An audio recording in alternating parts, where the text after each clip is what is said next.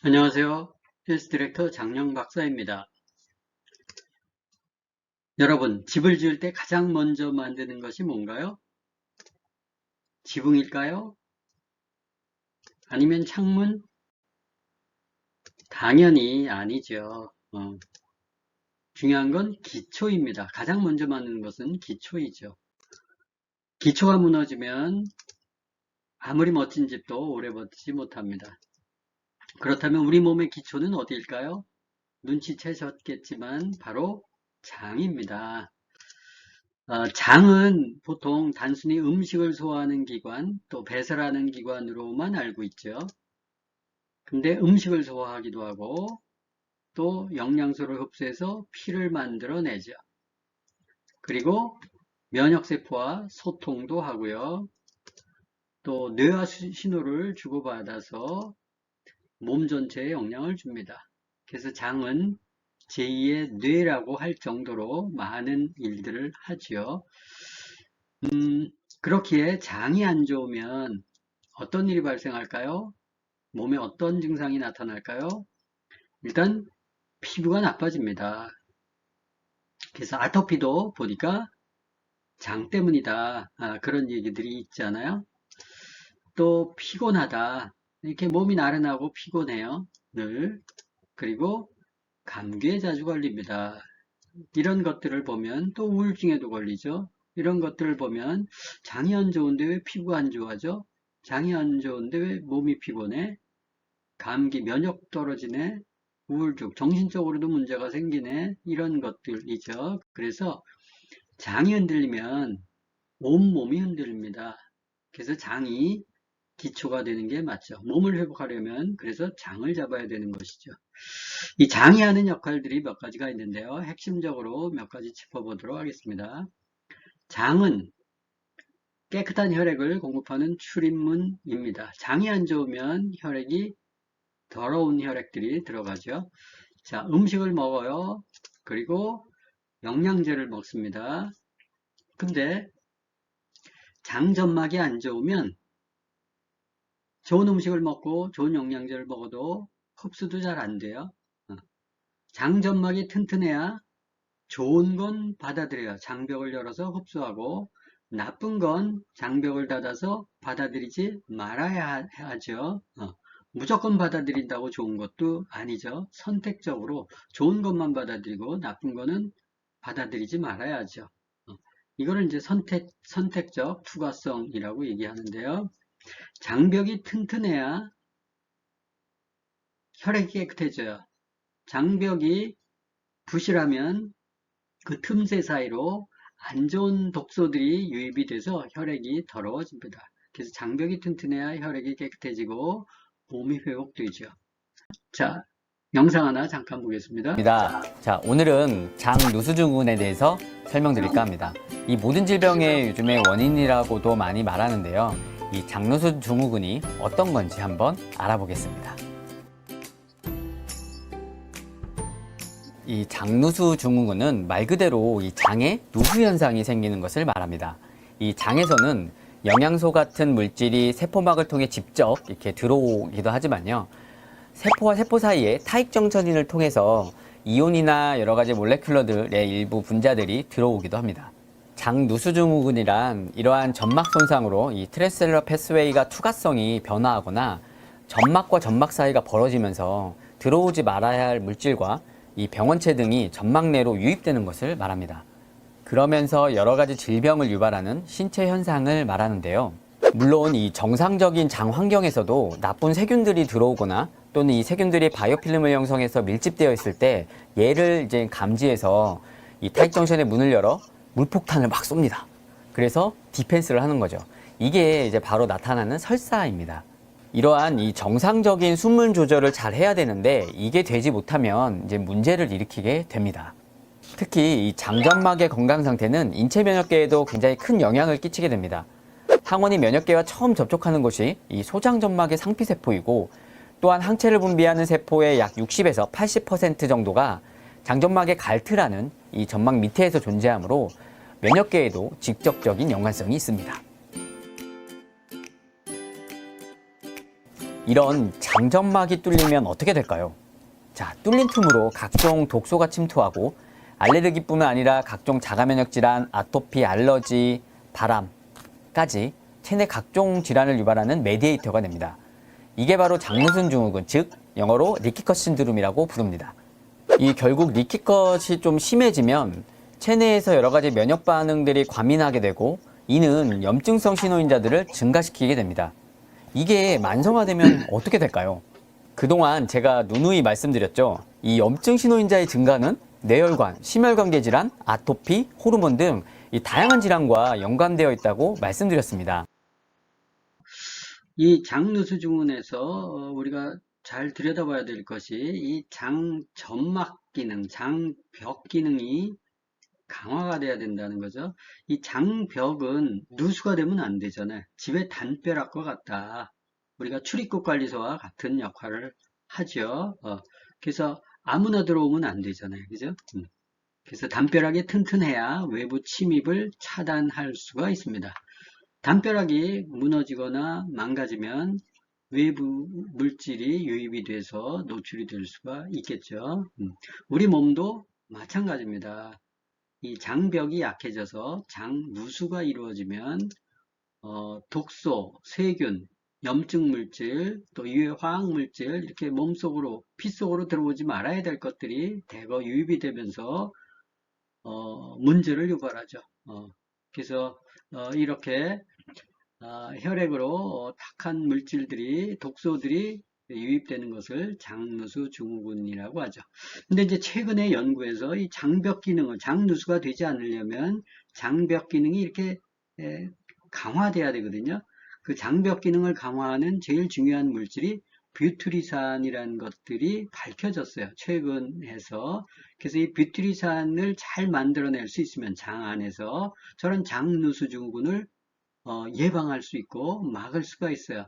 그럼 피를 깨끗한 피만 들여보낼 수가 있겠죠. 그래서 이 뷰트리산을 만들어낼 수 있는 장 환경을 만들어내는 프로바이오틱스나 그런 것들이 만들어지면 정말 많은 건강 문제들을 해결할 수 있을 겁니다. 근데 저 뷰트리산을 잘 만들어낼 수 있는 유산균이나 뭐 이런 것들을 만들어내는 업체가 지금까지는 없었어요. 이제 저런 것들을 잘 만들어내는 바이오 기업이 있으면 그 바이오 기업은 엄청나게 그 성장하게 될 거라고 생각합니다. 두 번째는 장은 면역의 중추사령부다. 아까 영상을 통해서 이 장누수가 되면 그 점막 안으로 들어가면서 여러 가지 면역이 예민해지고 문제들을 유발한다고 얘기했어요. 이 장은 소장, 대장 합쳐서 7m, 8m 정도 이렇게 뭐 입에서 항문까지 길이 전체적으로 보면 대장이 1.5m, 소장이 한 6m 정도 하고 그래서 입에서 항문까지 생각하면 굉장히 길죠. 소장, 대장은 면역의 중추 사령부다. 그 길잖아요. 그죠? 그것이 음식에 노출이 돼서 외부 음식에 노출해서 들어오기 때문에 세균이나 바이러스나 화학물질이나 이런 것들이 많이 들어오기 때문에 우리 면역의 60% 이상이 거기에 집중이 되어 있어요. 그래서 장이 건강하면 유해균이 줄어들죠. 장벽이 튼튼해지니까 유해균들이 들어오질 못하고 염증이 감소가 됩니다. 장이 건강하면 유익균, 장 점막에 유익균들이 달라붙어서 유해균들이 장 점막에 달라붙는 걸 방어해요. 유산이나 뭐 이런 것들을 물질을 분비해서 그리고 아까 뷰트리산 같은 것들이 이렇게 딱 도포가 되면 침범을 하지 못하죠. 그럼 염증이 없어지고 면역 체계가 균형을 유지하게 됩니다. 반대로 장이 뚫리면 면역 체계가 흔들리게 되겠죠. 그래서 장이 안 좋으면 감기도 잘 걸리고 늘 피곤한 이유가 바로 장이 면역의 핵심을 담당하고 있기 때문에 그렇습니다. 세 번째는 장은 또 뇌와도 연결이 되어 있어요. 사실은 장이 우리 몸에 전체적으로 연결이 안 되는 것들이 없어요. 왜냐하면 머리부터 발끝까지 이 혈액이 도는데 그 혈액을 깨끗하게 생성하는 처음 장부가 장이기 때문에 그렇습니다. 그래서 우리가 스트레스를 받으면 또 배가 아프다.